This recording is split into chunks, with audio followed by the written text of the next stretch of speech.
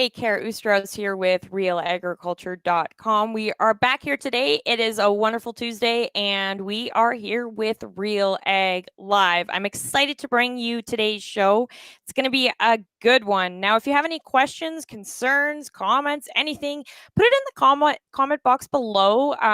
Whether you're watching on Facebook, Twitter, Twitch, YouTube. Um, Feel free to let us know. That's why we're here. That's why we're doing this, so we can have a little bit of some interaction with you guys. It is a strange season not to be out on the road, but we're still able to talk to you, so we're happy to do that. I'm going to bring in today's guest here. I have here with me Marty Seymour, who's the Director of Industry Relations with Farm Credit Canada. How's it going today? Oh, it's great, Kara. I was just reflecting on your opening. This time last year, we would have been packing our suitcases, getting ready to go to the next conference or an event. And here we are doing it from home. Absolutely. I know Sean and I were just talking the other day how the next 10 out of 12 weeks, we'd basically be out on the road. So across Canada and the US, covering all the big shows. So it's definitely different. It's kind of weird to, although the calendar's filling up, it's still weird to not be, like you said, packing those suitcases. So on that note, let's talk about some of to back up a bit, we're here to kind of talk about some outlooks for 2021, some of the trends we're looking at. Um, do you want to start with farm shows? What do you see? What do you see going on with that in the next, 12 months? Are we going to go back to farm shows?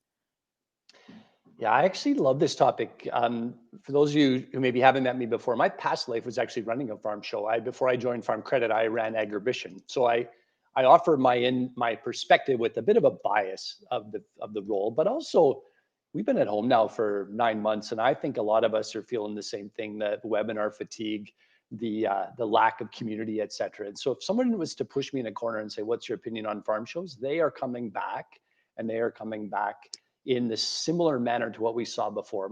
My theory is 80% of what we were used to in terms of conference circuit and farm shows, and mostly because I've come to realize that in business development, even as a farmer, I farm a bit on the personal side, is I gather a lot of my new intel by going out to those events. I don't necessarily know what to Google or what to look for on the internet. So I use events and things to find that. At the same time, I also have used the event model to gather, build community. So I have some perspective from my neighbors, from people from other jurisdictions. So I just don't know how you fight the social DNA in agriculture. And I don't think it's unique to ag either. I think all industries are going to look to go back in some format.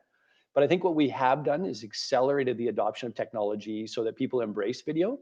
So these hybridized models will be real. But if you ask me if there's a farm show and a trade show with big equipment in our future, as soon as public health guidelines let us go, I think you'll see it fire up again. Really? It's interesting to just kind of get different perspectives on that because I know COVID has really caused a lot of people to look at, especially equipment manufacturers. They actually are really taking the time to look and go, what am I getting out of these shows? And I, it's an interesting feedback. So it's everyone I talk to though, that's what they say. It's the social side, right? Like yes, you go to shows like Farm Tech to learn, but you also go because there's people you only see once a year there. So that's it. Yeah, I think there's Sorry, go ahead. another thing I observed this winter, and part of my role at FCC is participating in different roundtables or conversations around how do we advance the sector. And I was sitting in a room about a month ago. I was sitting in a virtual room. The participation rate was double what we saw when we sat in person. We'll say at that time it was 30 people. Now we're virtual and there's 80. But we spent 6 hours of that day sharing presentations and updating, I'll say pushing content to the audience. I remember being in person, spending time at the coffee break and at the luncheon and in the evening, really socializing the issues of the industry. And I think there's another thing that we're probably not moving at the same pace we were having meaningful and deeper conversations. So it could be hard things like public policy. It could be just regular stuff about unpacking someone's thoughts on how they're going to do intercropping or their perspective on the latest planter that would come to market. And those things happen organically in collisions informally. They're really hard to do in a 60-minute webinar format or some of the virtual trade show models that we've done. They're just not the same.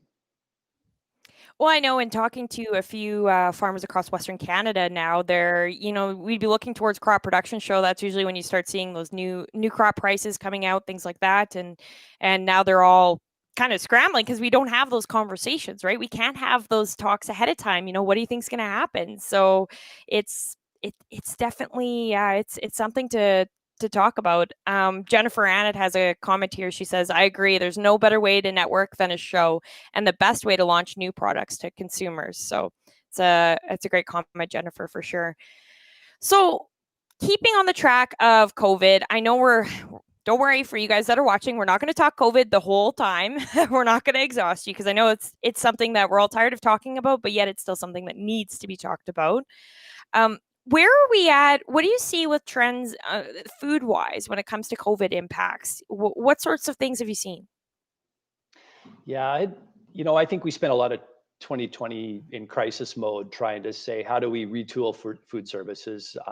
What does food retail look like, cooking at home versus eating out, et cetera. So I've been following that aggressively, but I thought, and today thinking about, well, what's 2021 look like, where we start to have some stability? And I've seen some things that I think might be sticky in the food space, and that is, I'll say less choice, but not less choice in a negative standpoint. Is that I think we saw in grocery this streamline of choice in terms of package sizing. And I think canola oil was a great example where we had companies that were all of a sudden had to retool all that oil that was going into deep fryers and fast food chains and get that into grocery stores.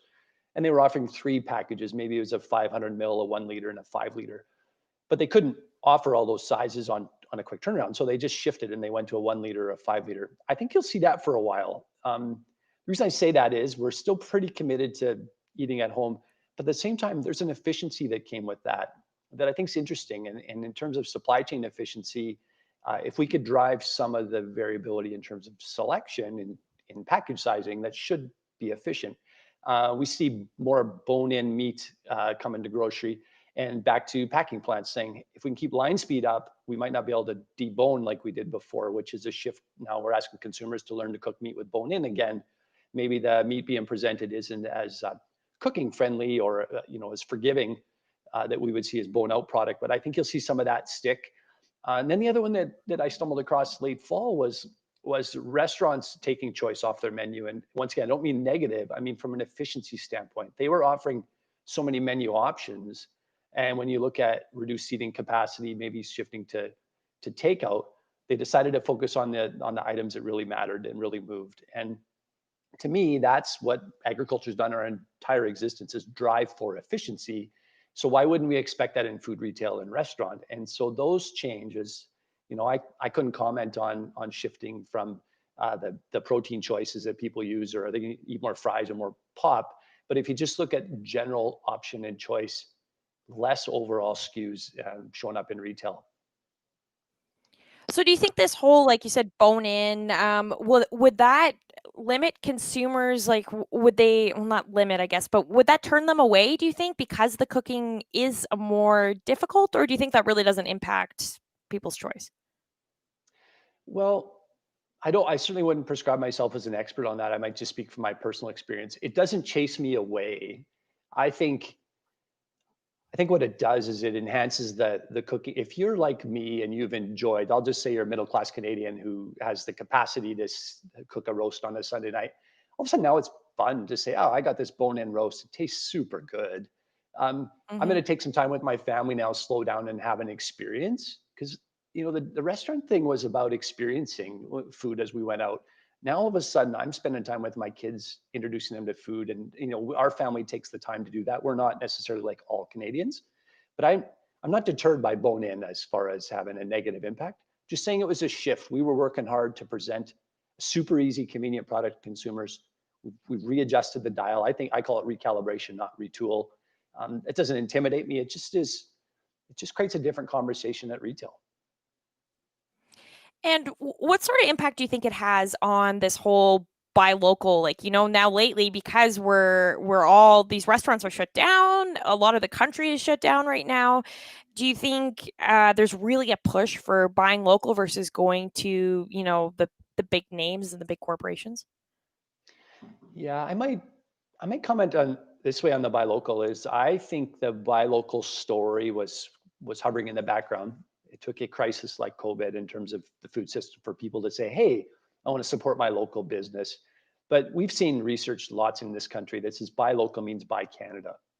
And so consumers showing a renewed interest or an increased appetite, pun intended, to buy Canadian foods. I think that's our opportunity as an industry. Like if you're in this country and you're in food manufacturing, having a Canadian brand attached to your food, this is your marketing opportunity moving forward. What I'm also seeing though is some jurisdictions in Canada saying we want to help resource the food processing industry. And Quebec has probably been a leader on this one of saying we're going to invest in greenhouses.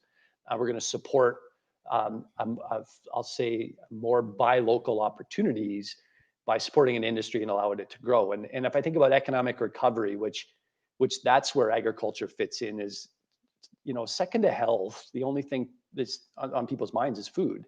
So what an opportunity for our industry to say, okay, let's invest in food. One, it starts local, market and brand your products and play into that. At the same time, we need to scale up those mid-sized food processors so that we can fill a domestic market. I'm a huge fan of international trade. I think we can do both. I think we can have a local buy Canada story and still show up in Japan with high quality Canadian proteins, which we're known for, on the pork and the beef side, wheat. We can do these things. So playing into both, and part of our economic recovery, I think about, we have more trade deals in flight now than we've ever had. So that, to me, the table's set really well for this country to fill a domestic need and then play all in on other economies that are looking for more food sovereignty, or sovereignty is the wrong word, food security, so that they can make sure that they've got a good supplier like Canada who can play into this. And the economic recovery using agriculture to power that, I don't know, I get pretty excited about it. Oh, absolutely. Where do you see the economic recovery within our industry, though? Like that's talking, as Canada as a whole, how can we sort of recover from this? But where do you see the recovery within the agricultural industry? Yeah, I'd start to probably look at Canada then in terms of region. And I think the prairies is a different conversation than what I would see in BC, Ontario, and Quebec. And then the Maritimes, admittedly, I'm not as knowledgeable as far as agriculture there. It's diverse and dynamic, but we also have aquaculture there. So maybe focus on what I know. I think if you looked at economic recovery in Western Canada, this is our time. We've been, the protein industry cluster as an example of saying, okay, let's ramp up how we can show up in this space and become an ingredient supplier to the world. That's a very prairie centric story. And I think it works well to say we can add some value to these proteins, export, be a reliable ingredient supplier. But if you go to BC, Ontario, and Quebec, where the food processing industry, where I always say granola bars because it paints a picture for me in my mind of a finished food in a wrapper that I consume. Those are the three jurisdictions that have most of the food processing companies in Canada. So there, when we talk value added, they're really committed to making more granola bars per se, as my metaphor. So I think then the conversation is about how do we ramp up those mid-size suppliers so that they can go to the next level. The big brands, the Nestle's of the world, for example, they've got this business plans in flight. I'm wondering about those companies that are maybe doing 2 million in sales and how do we get them to 5? What's getting in their way? And we've done some interesting things in the last year, even at FCC, in terms of investing more in venture capital. And so kind of that mid to late stage venture money that needs, that the industry is looking for, where they're not quite ready to be fully operational and scalable, but they're going to go to the next level. And so a little more high risk debt and using venture capital partners. And so I think the other trend of 2021, honestly, is attracting more outside money into the industry to take advantage of that, take advantage of the food story and Canada's stability in food. So how do we share that story? How do we attract, as you say? Yeah, that is a difficult thing. I think some of it happens organically, and I think in our industry we could do a better job of celebrating our successes. I don't know that agriculture is always the best at celebrating someone's good fortune. Sometimes we're looking for reasons why that's a bad idea or won't work, and I think it's somewhat in our DNA. But honestly, we've got lots of good stories to tell in the Canadian agri-food space. So to me, it just starts there, and being our own champions and championing our neighbor. I don't know how that has ever served me wrong of just celebrating. It's kind of back to a rising tide raises all boats. So while we're on the topic of kind of, I guess, telling our agriculture story, there's a shortage in agricultural workers. Now we've seen all sorts of problems with the foreign worker program because of COVID and all sorts of different policies. But how do we attract non-industry professionals into the agricultural industry? Yeah, we do a little bit of work on that, even in my direct shop at FCC, about how do we empower that next generation of worker. And so I think there's a few things. The labor thing in Canada is complicated to me because I think there's a few things at play. There's attracting agronomists and the technical people that would live in rural Canada, and how do we get people to move to rural Canada? I think that's a whole other conversation. But how do we get kids on the edge of looking at an engineering job, an electrician, a plumber? It doesn't matter really the designation, but to look at our industry to say, actually, there's long-term careers here and they're stable. I actually think one of the byproducts out of COVID is the renewed importance of the food system and how people do see it as a stable place for work. If you're in aerospace right now, and in manufacturing, those jobs have not necessarily fared well through COVID. But if you look at agri-food, we've done fairly well. Our issues coming through the last through 2020 has more been about how can we keep our plants running. There was never a doubt we didn't have a customer to buy our food. So I'd love to see our industry invest more in the recruitment and attraction of people to the industry. And it starts by speaking positive about agriculture, that actually I think there's some really good jobs. I've been in the industry I'm a farm kid, which maybe is why I came to work here in this industry. But after 20 years of being in agriculture on the ag professional side, working in the pharmaceuticals and agribition, and now here, I've had a pretty good career and I've never once worried about job stability. I don't know, to me, messaging that more as an industry, and every company has a role. This isn't the job of ag in the classroom exclusively. It's not the job of ag more than ever. This is the entire sector speaking up and finding champions out there that will stand with us.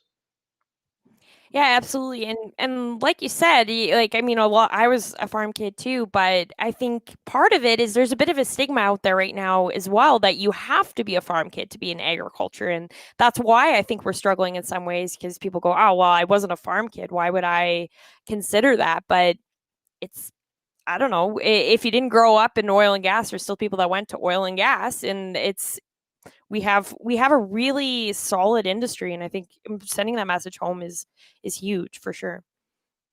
I've actually had the good fortune to meet two people that joined the agriculture industry in the last year in the public relations space who didn't come from our sector. And if I could think of the biggest value they added on their first week in the job, was they didn't come from agriculture and they started to ask some really interesting questions. And to Mhm. me, just diversity of thought in terms of how do we approach and how do we troubleshoot some of these things that are in front of us. We have a logistics problem in agriculture, not that it's broken, it's a problem that will always exist. Wouldn't it be interesting to hire someone who didn't grow up in agriculture to help us talk about how could we drive efficiency into the value chain? We need outside thinking. Yeah, and things that you and I take for granted that we talk about because we were raised around it. It is definitely interesting to hear the questions that arise for sure, and to understand. I mean, there's lots of changes going on with women in ag and all sorts of different types of people coming into agriculture. So I think we're doing it, but we just need to keep doing it, not give up on the conversation, if that makes sense. Yeah, So I was just going to say that maybe go it's ahead. a soft plug for Utensil, the new website, and follow them on Instagram. But they do a definition, I want to say once a week, on a term that we use in our industry that not outsiders wouldn't understand, and I think it was RFID was the acronym that they threw in this week, and so our industry could support and resource that stuff for groups like Utensil that are out doing good work. That was really designed to help food companies with sustainability staffers that don't understand how we talk, to invite Hmm. someone, and I'll just say Loblaws as a household brand, so the people at Loblaws Yep. can come and communicate with us about things that are important like sustainability. Yeah, absolutely. And Brian Voth just commented, he said, as a non farm kid, people find it odd I do what I do as a market analyst and farm advisor, but I find it gives me an edge. I don't have the emotional connection to a farm and look at things by the numbers. So I think it's important to have the mix. It's like any industry or any company, you want to have a different variety of opinions to really, really keep it going forward. So, if we're shifting gears a bit here, what sort of trends do you see going on with like the digitization of agriculture and ag tech? What do you see going on in 2021? Yeah, it's a very nice setup, Kara. I do kind of a mini rant here because I think it sort of emphasizes my point. But I was definitely one of those people that stood at the front of the room and said, we need broadband internet to help agriculture. We need to do this to advance the industry. And there'll be people listening on this call or watching this podcast version live or watching it syndicated, and they're going to say, "Oh man, I can't see this thing because it's interrupted through broadband." But I actually think now that the federal government has said, "Hey, we're going to put 2 billion in broadband and work towards this," is that our industry needs to leapfrog this and say that this actually we need to spend more time talking about what softwares and what integrations do we need in order to actually solve real problems. Now that we have the pipeline to provide the internet, the real pressure is on us to how are we going to digitize and use the data to make decisions. And we still estimate that only half of farm records are digitized. And so if this year alone, if Canadian agriculture could advance the digitization, I think that's good. We see, because we have our Ag Expert platform that people may or may not be familiar with, but we see more and more engagement from external partners that want to collaborate on using these platforms. And it's not unique to ours. It's everybody in this space is experiencing the same thing. But what we really need to drive towards in 2021 is simplifying. There's too many platforms and so much choice. And it makes the data integration harder. And so if I think about what's getting in the way of Canadian agriculture is, one, we need to digitize, and we need to be able to share or integrate data so we can make decisions. And I've been self-critical. As I sit on the combine every fall, it just hits me is that I can collect all this data, but if I don't analyze it, or if somebody could help me use that information to make a decision, then you have something. There's sometimes I think we develop solutions for agriculture in the absence of agriculture. And the best example that I've stolen from one of my friends was at a place like ours where we grow, say, wheat and canola as two crops. We should seed for a week of canola and switch to wheat for a week and then back to canola so that our harvest windows spread out, as is our risk. But someone has to get inside the drill and clean it out in between each crop change. So I choose not to switch crops because the soft side of it trumps what the data or the analytics would say. And so I love the idea of attracting outsiders to help us solution this, but they need to be in step with people in the industry to say, that solution is interesting, but it needs to be nuanced this way. And to me, that's what 2021 needs to be about: simplifying and collaborating more so that we can provide more realistic solutions for farmers. So you made the comment that you figure about 50% are not digitizing their data. Besides there being too many options, what do you think is the main thing at play here? Does it have to do with generational gaps, or is there not enough explanations out there? And if there isn't, how do we get these explanations out there? Yeah, I would say from my perspective on it, and I'd speak to my personal standpoint is if I digitize, but I don't do anything with it, then I lose interest in digitizing. It's just one more task at the end of the day. And so to me is what's the outcome that we're after? If I'm going to invest the time to digitize and upload data out of my tractor or my combine, to me, the only way to really get my commitment to digitize is that there's solutions coming out of the data analytics. And so to me, that's where the opportunity lies. I use the Ag Expert platform, and I go back to it because I like the history. I like to be able to look at the legacy of the crop decisions I made, the yields. So it's a nice place to park things, but I'm not using them to necessarily make decisions along the way either. And so I think that's what gets in the way. I don't believe it's generational because I think that the confirmation bias we're looking for is an older generation would be less apt to put the technology in. Not the case. I think there's people in their 60s are just as apt at taking the time to put the data in. as a person in their 20s is less interested in. And so to me, it's about Mhm. value for my time, and whatever the information I'm gathering, if I can use it to make a decision that helps me be more profitable, be more competitive, or makes my life easier, those three things, that drives tech adoption.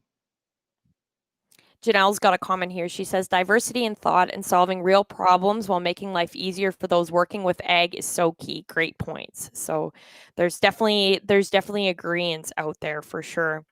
So when we're talking about some of looking towards, well, we are in 2021, but when we're looking forward, recently there's been a lot of talk on clean fuel standards. It made the Gazette. We've heard different things about it. What sort of impact from a non-policy standpoint, just a use standpoint, where do you see it going in 2021?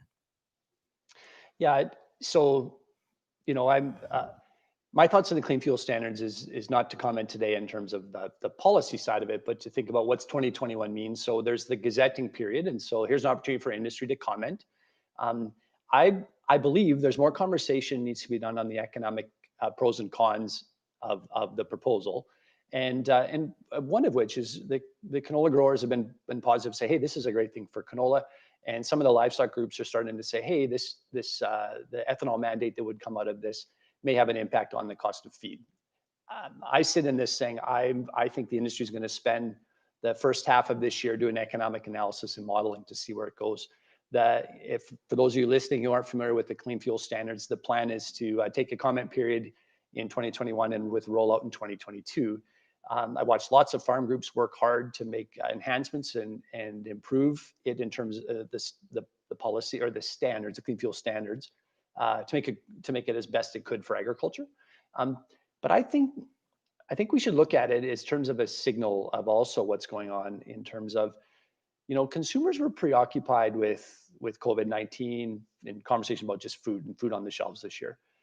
When we start to address the COVID-19 challenges, the next conversation is sustainability. And the expectation, we lived this 10 years ago with public trust, is consumers just showed up one day and said, I've got concerns about GMOs and what's in my food. The next conversation is sustainability. And so Mhm. I think my challenge to the industry and me being in it is 2021 is where we need to step into those conversations with both feet. And the cattlemen have been at the front of this, got some great things going on with the roundtable for sustainable beef and responding to consumers' requests.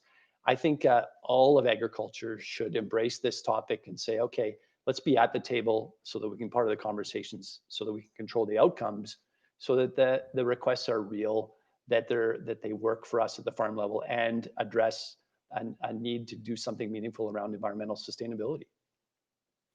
Do you think there's a lot of people running away from they hear the word sustainability and they're running away from the conversation because of some of the stigmas that come with it? They assume it's all environmental or, things like that. Do you think people are avoiding the conversation? You know, I'm not sure if avoid would be the word I would use, Kara, on this one. I just think in Canadian agriculture regionally and the types of agriculture we do across this country, it means that different farming enterprises would look at sustainability through a different lens. And I think it's the word itself has been a challenge of what's it mean. Um, so I was thinking, as coming into today, is like, what's 2021 look like? I'm not just convinced that big food hasn't jumped ahead and started to embrace regenerative agriculture with the same ambiguity we saw with sustainability. Is there something here? Big food is interested in regenerative. They're using the word routinely. And once again, our industry has an opportunity to be at the front end of this and be in step with them as we help define and outline and create systems and models that actually achieve the outcomes for both parties, because we can't do this mutually exclusive of each other. But I would say 2021, you're going to hear regenerative more and more. And so agriculture, I think we got a good story to tell. That's probably our thing. We're so busy at home taking care of our knitting and running our businesses that maybe we weren't out publicizing the good work we're doing. We could start there. And a lot of these food groups that I've met are more than happy. We just need to record, right back to digitization, document and share. And I think we would be pleasantly surprised at how food companies embrace what we do in Canadian agriculture. Okay, so we've covered a number of topics here today. Looking in the next 12 months, what is the number one thing on the top of your mind that you're watching? Well, I would say in the near term, it's logistics. And, we covered a lot of stuff today. We talked about economic recovery, we talked about sustainability. And so those would be macro things, labor we talked about. But if I think about a near term thing that's really surfaced in the last couple of months is the access to containers flowing to and from Asia. And so it has twofold. One, can we get our product out? But where I see it showing up is, can we get product in? And so things that we make in this country, if we need sensors, as someone said to me that day, rubber. If we can't get it shipped into Canada, will our production lines in some of the major brands we know that make seating equipment, will they be able to meet their deadlines and deliveries? I'm not saying they can't. I just think this is one to watch. Early on in COVID, I had an opportunity to spend some time with the Canadian Chamber, which broadened my perspective in terms of international airplanes stopped flying, and all of a sudden, so did international freight. And then pretty soon we started to see pinch points in terms of supply chain and delivery of products into Canada and out of Canada.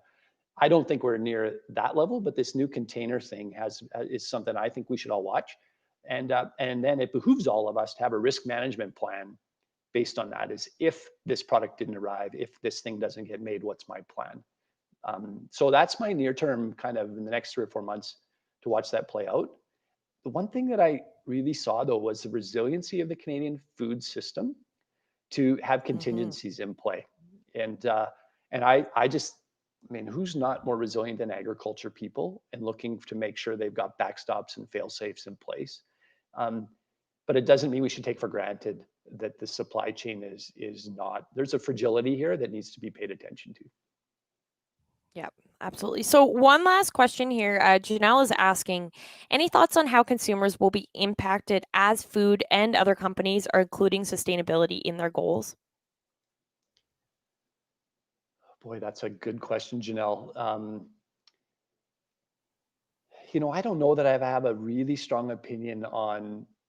I've said this for the last 12 months as I started to understand, I think, what the sustainability conversation was looking like for big food is being sustainable, and that includes financial, social, environmental, all of those things. I think of it mostly in terms of environmental sustainability myself, because it seems like Mm-hmm. that's the lightning rod. That's table stakes. In this industry, we will not be able to operate our businesses without investing in those pillars. So to me, when I think about working with all the food companies, is all of us in this industry will be investing and participating in sustainable practices. The real conversation is demonstrating it. And so we're all the way right back to where we started: digitize, record keep, share. Those are things we can do. Like, what the most complex problems that we have, we just need to simplify. And if you can take anything away from this chat, is, digitize the records, be willing to communicate what we're doing, and be open to engaging in conversations with external people that have a vested interest in our success too. Absolutely. So, one more, I know I lied. We got one more question and then we're going to wrap her up. But Gerard's got a question. He says, what part of the supply chain should we worry about in ag? Should it be fertilizer, fuel? What sorts of things? Yeah, really good question. I I don't know. I mean, those aren't the two that would be top of mind for me. I think what I learned, it would be the parts industry, and it's because, I guess, if you had to simplify what to think about, is anything made out of country. And so if we're making fertilizer domestically in North America and we're producing fuel domestically, those wouldn't be the first places I would run. And I would just look to things like, the equipment side of my industry is, can I get parts, a specialized, I don't know, shiv or a spacer for some piece on my combine baler seeder. Those would be top of mind. Um, but that said, those things are air freight, and so that seems to be working okay. I have trouble dialing into one thing for you, Gerard. I think it's a good question, but it's just, think internationally. If you think it's made offshore, those are the ones to just order in advance. Yeah, absolutely. Okay, thank you very much, Marty. We are unfortunately out of time. That time always just I say it every day, but it does really fly by quickly. It's always great to be able to talk, but I really appreciate all your insights and what we should be looking forward to in 2021. It's now, we spent a lot of time in December reflecting, so it's really good to just kind of start off with a bang, and we're looking forward now. And 2020 is in our past, and hopefully 2021 will be a much better year. So thank you very much for your time, and I'm sure we will talk again soon. Thank you.